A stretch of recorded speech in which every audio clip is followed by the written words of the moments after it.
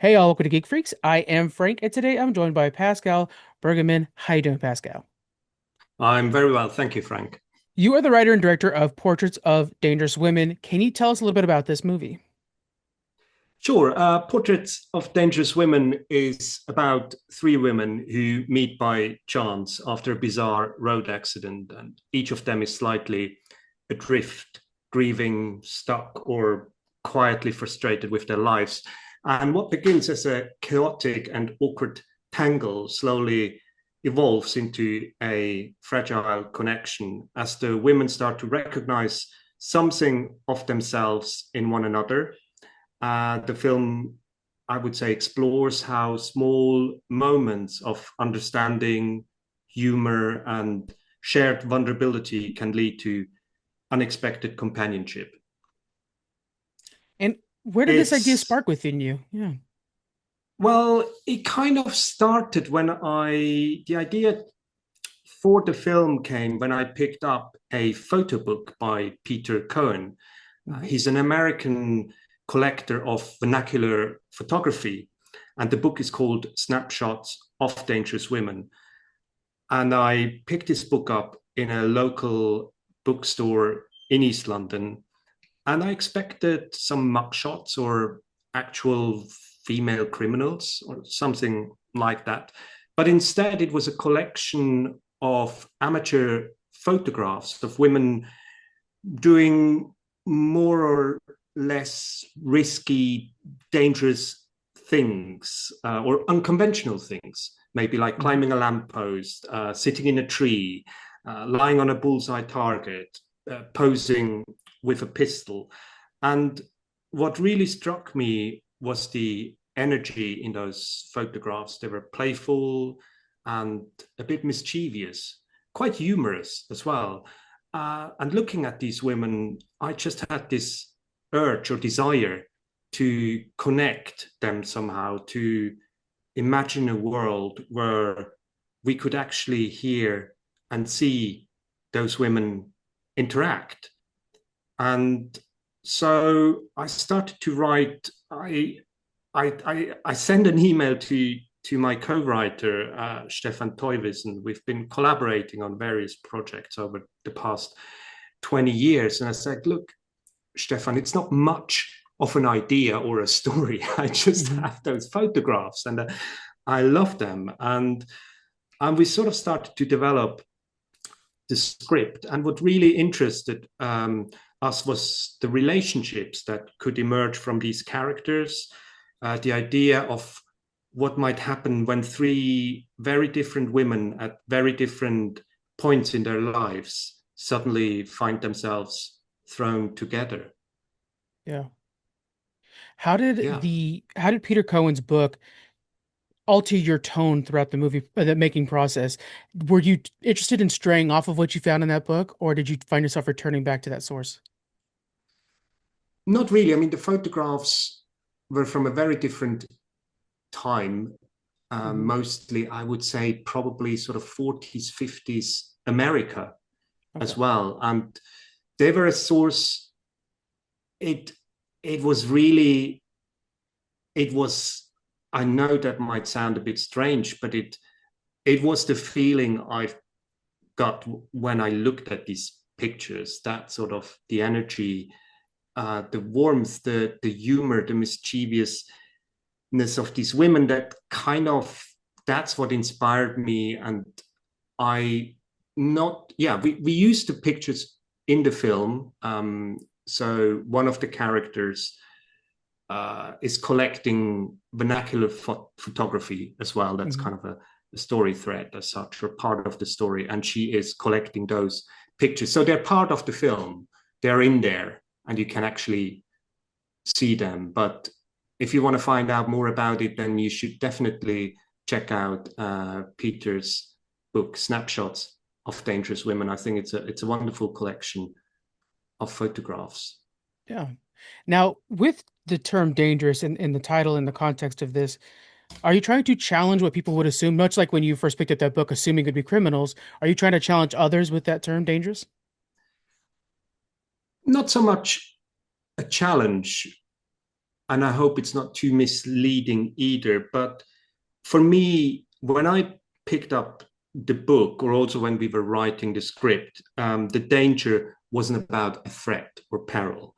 Right. For me, it's about the unpredictability and the spontaneity of these characters. You're never quite sure what it will do next, and you're never quite sure where the story takes you. And for me, these women, they're not trying to stand out or be remarkable. They're just perhaps a little lost and figuring things out as they go. And yeah, that's kind of that's what interested me to kind of create this world that was somehow something very unusual, and something we don't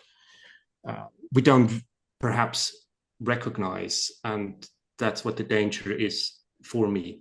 Yeah. um Yeah. yeah. In this story, you're blending grief, absurdity, humor. How do you how do you balance all three of those tones? They seem like they would bounce off of each other, pretty radically. um I think probably the one tool that is used to balance this out is humor. I mean, Hmm. it's not a laugh out loud comedy. It's more a sort of, you chuckle Yeah. throughout the film kind of film.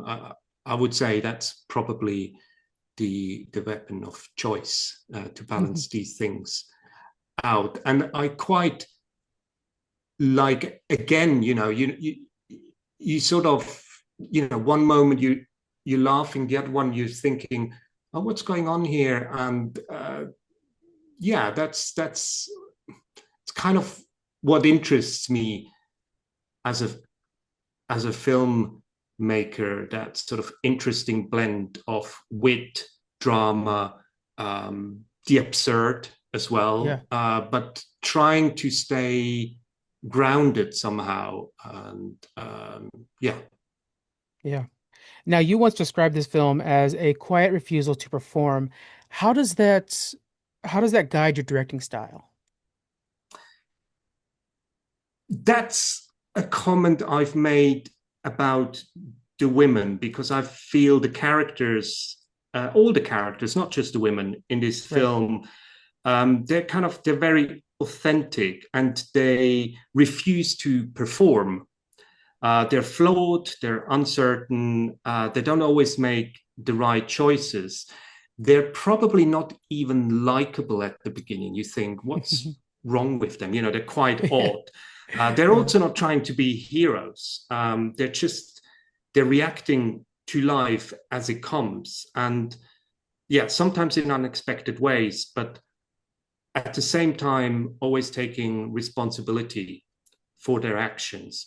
So when I refer to refuse to perform, it's really these women. They're not polished.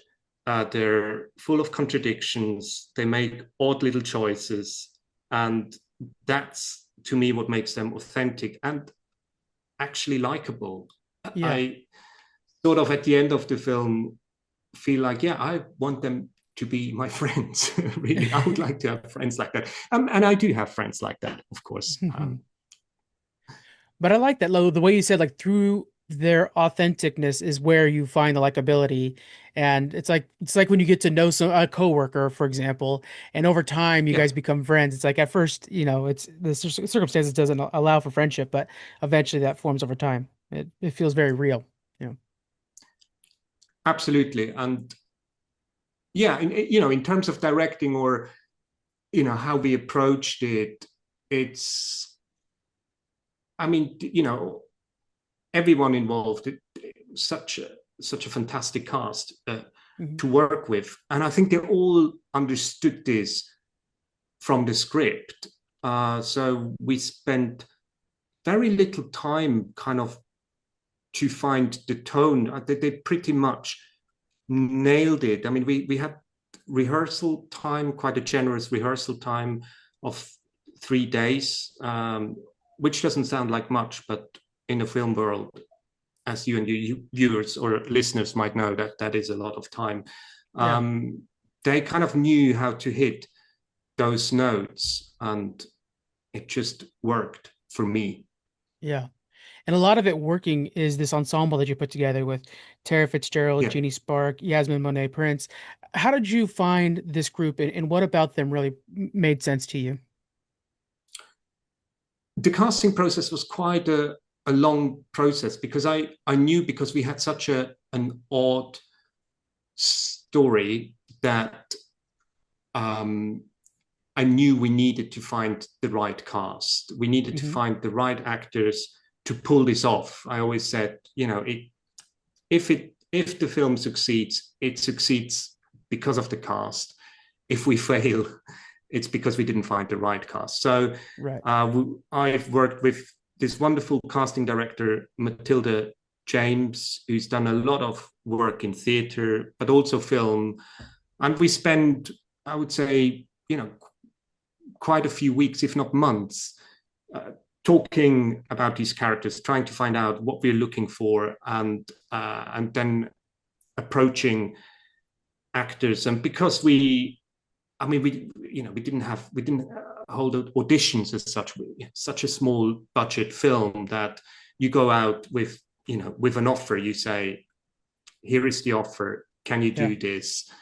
And so, and it just slowly came together. I think it started with Jeannie Spark joining, then Tara Fitzgerald, Yasmin Monet Prince, and Mark Louis Jones at the end. And it's when it comes together, you look back at it and you think, well, we've done a wonderful job. But it's to be honest with you, it's also sometimes a miracle. Yeah. But not taking away from Matilda's work. I mean, she did such an amazing job, and it's a pleasure. But we spend a lot of time getting the cast together and right. When casting something like this, are you having to make sure that not only the individual characters, individual actors are going to be able to perform these characters well, but also the chemistry amongst the ensemble is going to work well? Is that something you have to be concerned about? That is something I was very concerned about. And of course, you're never quite sure Right. if it works or not. Even if you do auditions, once you're on set, things can change. Yeah. Uh, but yeah, and you know, the, there are sort of moments at the beginning where you think, I'm not sure this is, I'm not 100% sure this is going to work, and but you don't have enough time to be nervous. You just you just embrace it and you go for it. And they're such, I mean, they're true professionals and they're fantastic actors, and I think they kind of, as I said before, they knew exactly what we wanted, what kind of feel and we wanted to create, and they delivered on that. But there's always a chance, of course, that even halfway through the film, that you might find yourself thinking, we didn't get the right. And in fact, it has happened to some films, famously Back to the Future, Yeah. Yeah. Oh, just to yeah. name one.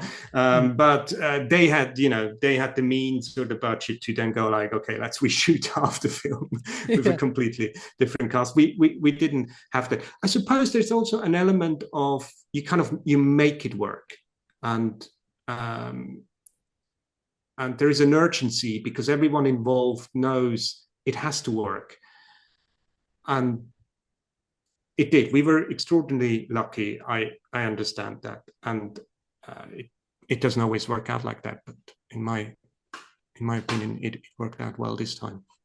If you need a new catchphrase, based off of what you just said there, I like this, what you said. You don't have enough time to be nervous. That should be on a t-shirt. That's really good. You really don't. You don't have enough time to be nervous. Although we also made sure, and I think that was appealing to the cast.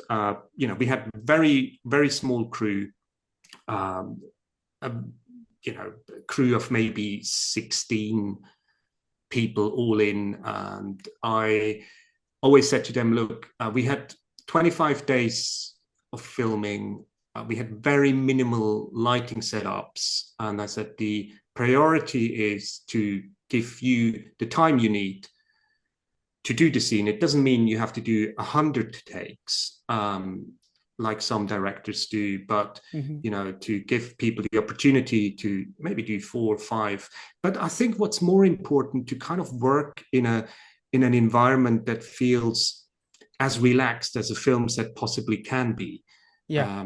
where people have room to breathe, where they can make mistakes, and that was appealing to the cast. I think that's something I promised them right from the beginning. I said, we're not going to rush. I know it's an independent film on a tight budget, but it doesn't mean we're just going to go shoot one take, next, damn, damn, damn. We're going to be uh, very careful about these things. And that's what we did. We did, take our time to shoot the scenes.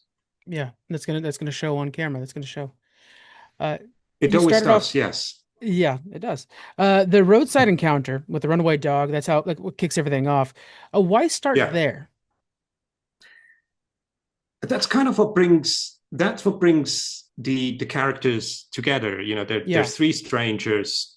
They I think that's not a spoiler. Hmm. One car hits a dog. There's another car. It's kind of unclear who actually hit the dog or who didn't. And Right. then there is a third character who sort of appears out of nowhere and goes like, well, this is my dog Hmm. and you've killed my dog. And that's where it sort of all starts. Pressure Yeah. cooker kind of scenario. Then they decide not to involve the police and to deal with everything themselves. And that's what sort of brings them together, Yeah. really. So, What I really liked about that is it just feels like one of those things where you can never see it coming, but it still feels like very possible that it could happen to anybody. And it again returns to that authenticity where it's like we've heard about situations like this all the time, a little fender bender or something like that, and you meet yeah. somebody new, a stranger, and suddenly you guys are immediately involved together and have to follow up. Yeah. And you have to deal with a real problem, which in this case is the dog. And you've got no choice then to talk to each other. But through those interactions, you actually get to know each other. And although they really don't have much in common at the beginning, they sort of realize that they have much more in common than they thought, and that's quite a yeah, quite charming and beautiful somehow, and I think very close to real life, as you said Yeah. before. How often do we walk into our workplace, we find a new colleague and we think, oh, I'm never going to get on with him or her, Yeah. and then 2 years down the line you're best friends. Yeah. Yeah. They're getting drinks. Uh, Yeah.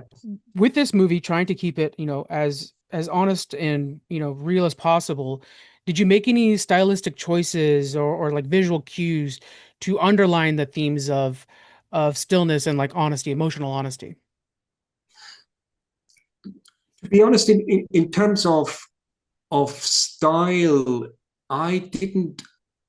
I sort of wanted the world. I wanted to create a world that it's not like a social realism kind of style. It's a slightly heightened style, and I wanted this world Okay. to feel recognizable, but not necessarily locatable. So Hmm. it's like an odd version of a timeless Britain somehow. Yeah. You're not quite sure. You sort of go, I know this, and even if you've never been to the UK, you would Right. probably recognize it as the UK. But it's a slightly off kilter version of the UK. So I wanted to create this universe that has its own set of rules. It's, as I say, it's not like a Mike Lee kind of film that is about real life. It's not a kitchen sink kind of drama. It is slightly heightened and sometimes almost otherworldly, Yeah. but still grounded in a reality that we sort of try to create. Yeah, yeah, a little surreal. Speaking of the Yeah. UK, what was it like bringing a UK movie into North America? What is that process like for you guys, and when do you know to pull that trigger? Well, it's kind of,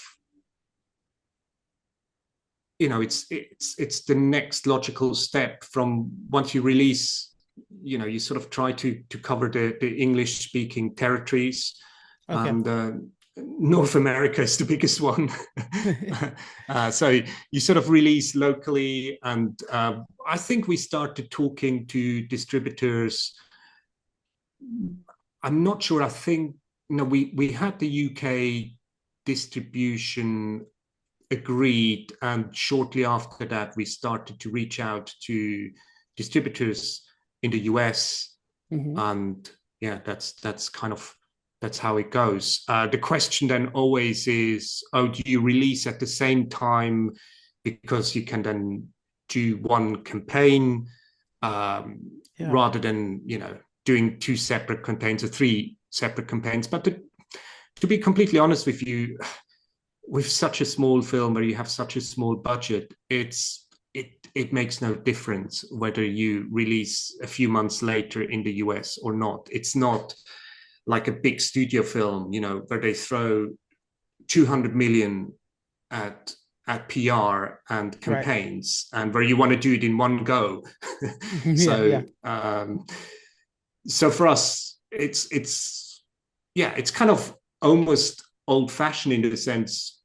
I don't know. You're probably old enough to remember that a film would first be released in the US and then Oh later yeah. in other territories, or the other Yeah. way around. And these days with streaming and in general globalization, that doesn't really happen so much anymore. But I think with smaller films, that's still possible, or I would say it's probably the norm. And it's, to be honest with you, it also helps because we did the UK campaign where we had a limited theatrical release, that where we did a lot of Q&As with cast and crew. So it's quite time consuming, it takes a lot Hmm. of time and energy. And then releasing at the same time in the US, that would have been difficult. So I'm quite glad we did that back in October, November in the UK, had a little break, also learned from what went well in the UK campaign, what didn't work, and could apply that to the US and Canada. That's what I wanted to ask next is with that process. And this is coming out July 10th for the US guys, so make sure you guys are following the links in the Mm. description. But with that, yeah, are you learning and adapting based off of the new territories? And maybe you're talking to people in those territories and seeing what works differently for them. And in that case, what have you learned going from the UK to the US that you've changed? I'm sorry, in the marketing from the UK to the US.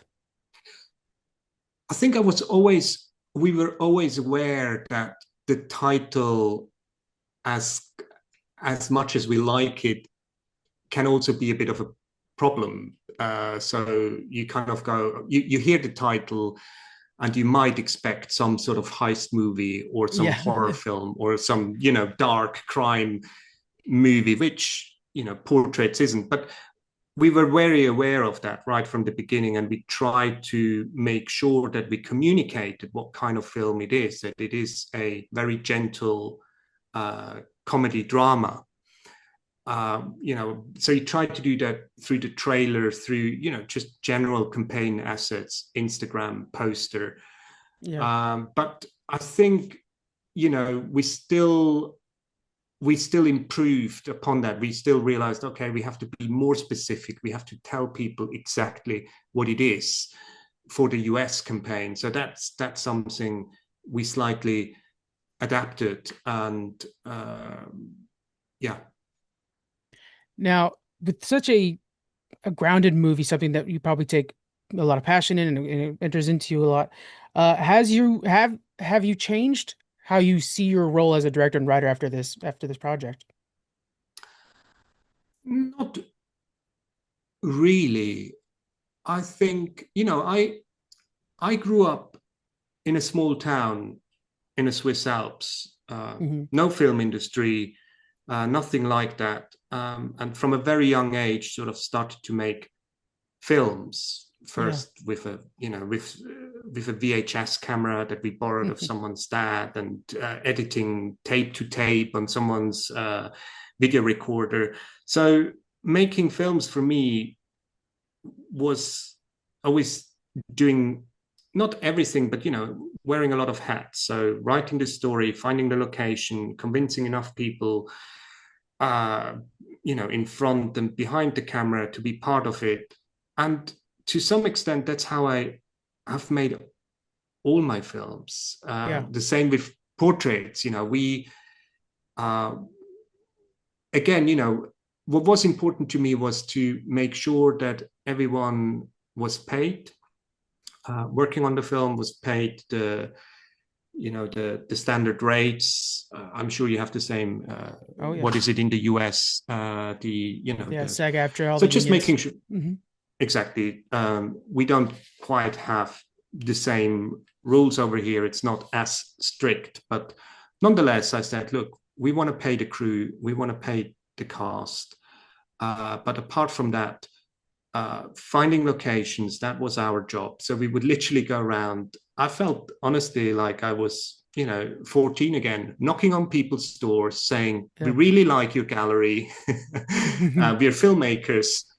We can pay you something. It's not very much, but would you listen to us? And people are very friendly and open, and they said, of course, come in, let's have a chat.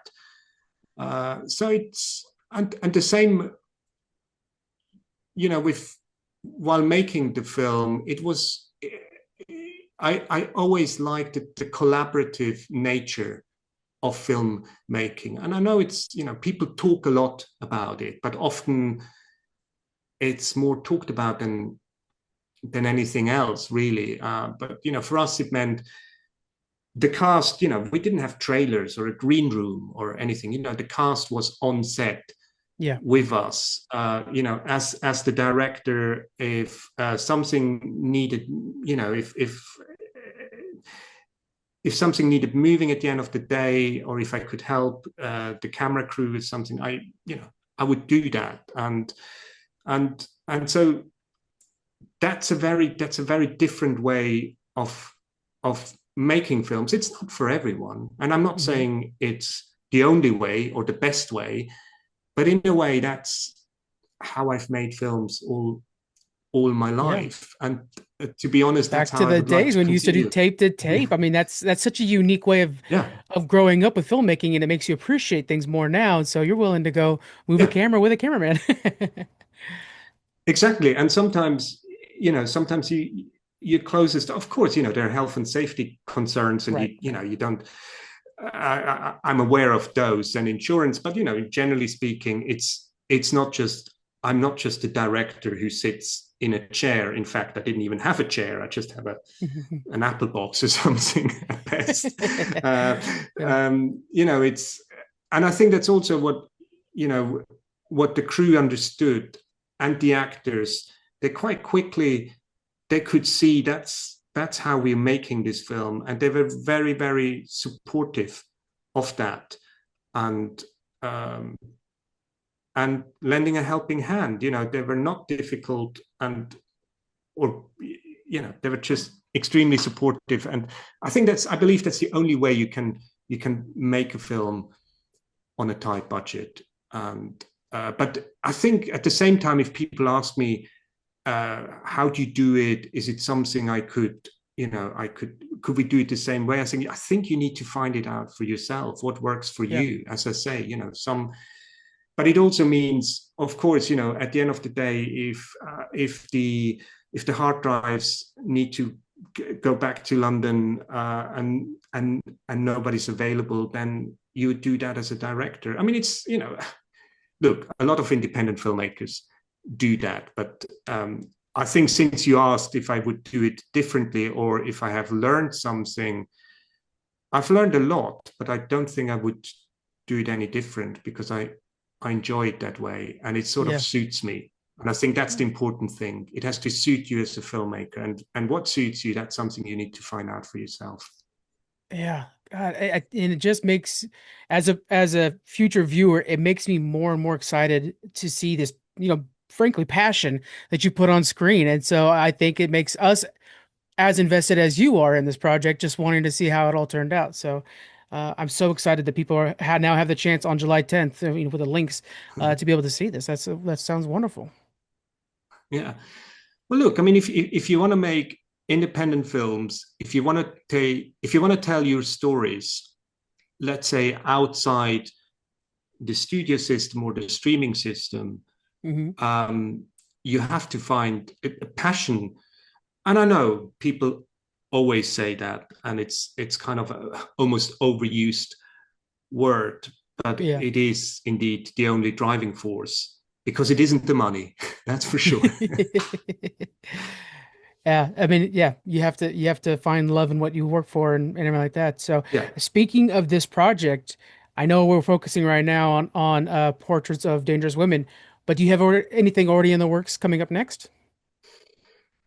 I do, but it's still too early Too early. Okay. to talk about Yeah. if I'm honest with you. But of course, there are always ideas floating about. But you know, we are still busy with this project, and because again, you know, as filmmakers so involved in so many aspects of the distribution. Obviously, not on our own. You know, we've got help, but it's not like you finish the film, you hand it over to the distributor, and then everything is going to happen for you. You have, as a filmmaker, you have to drive the release as well, and you have to reach out to people and so on and so forth. I'm sure you know all these things. So pretty much still involved with portraits while trying to develop the next project.